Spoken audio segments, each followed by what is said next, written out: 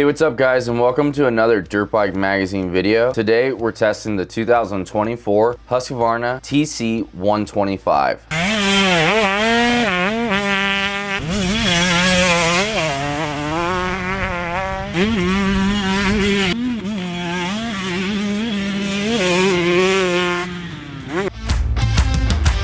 Husqvarna is a brand that means something to those old enough to remember the names like Torsten, Hallman, and Rolf Tibblin. Young riders, not so much. That's why the Husky TC125 is important. This is Husqvarna's attempt to connect with Gen Z. Its technology doesn't faze those who got their first smartphone in grade school. The throttle body fuel injection and the electronic power valve work in concert with the ignition to make the most complicated 3D mapping yet seen on a motocross bike. Transfer port fuel injection never made it to the motocross world. It's much better suited to enduro applications, where its characteristic smooth power delivery is more valued. The power valve is now electronic, which it was last year. That's been around for some time. The way that Husqvarna has integrated the power valve with the EFI mapping is new. Now the mapping has another dimension beyond spark advance and fuel delivery. It alters port timing as well in a complex matrix using input from throttle position and RPM. There's a map switch on the handlebar that offers two options, but otherwise the CPU is locked. Husqvarna differs from KTM and GasGas in a number of components like bars,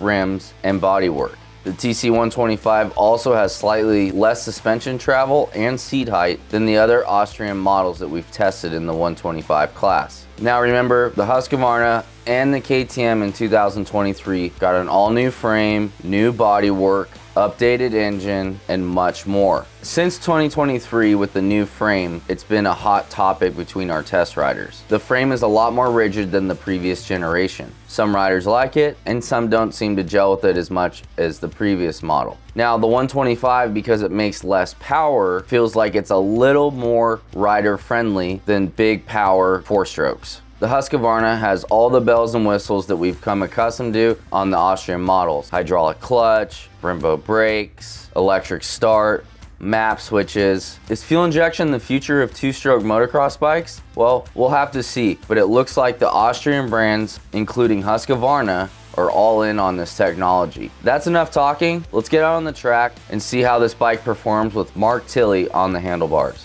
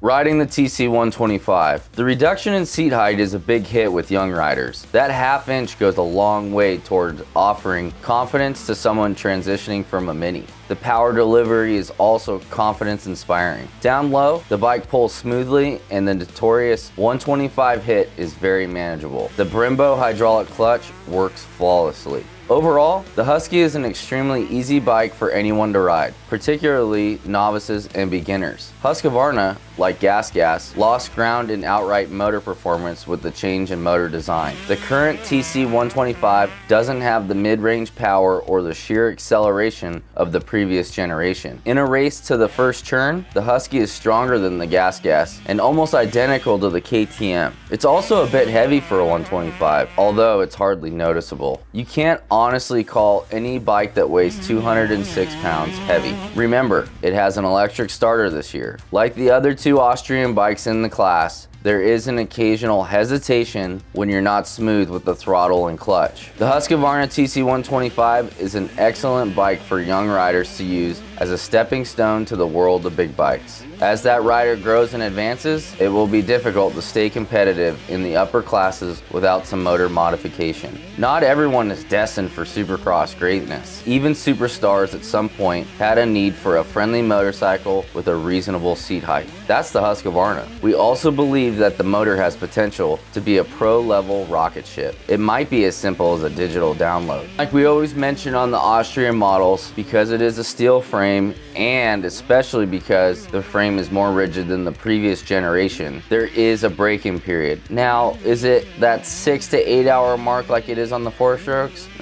It seems like the frame is a lot more rider friendly because of the power that comes out of the 125 versus a 450 motocrosser. That being said, you're still gonna have to ride this bike a couple hours for that frame to break in and for it to really feel comfortable. We also do like that the Husqvarna over the KTM comes with Pro Taper handlebars. They do add a little bit more flex and rider comfort in the cockpit versus the neck-ins that come on the KTM. We also like the Husqvarna bodywork. The rounded shrouds that just ever so slightly point downward are a lot easier to get your leg in between the handlebars and the shrouds when riding deep ruts. The KTM has those pointy long shrouds that can be difficult for riders with long legs to get in the right position during cornering. Just something to take notice if you're deciding between the Husqvarna and its counterpart, the KTM. We hope you found this test video informative before you spend your hard-earned dollars at the dealership on a motorcycle of your choice. Make sure to subscribe to Dirtbike Magazine on YouTube and head over to dirtbikemagazine.com for all the latest news and info in the motocross and off-road industry. If you got a little bit more time on your hands, check out the 2024 KTM 125 SX test video that we did, or here's another video we just shot last week.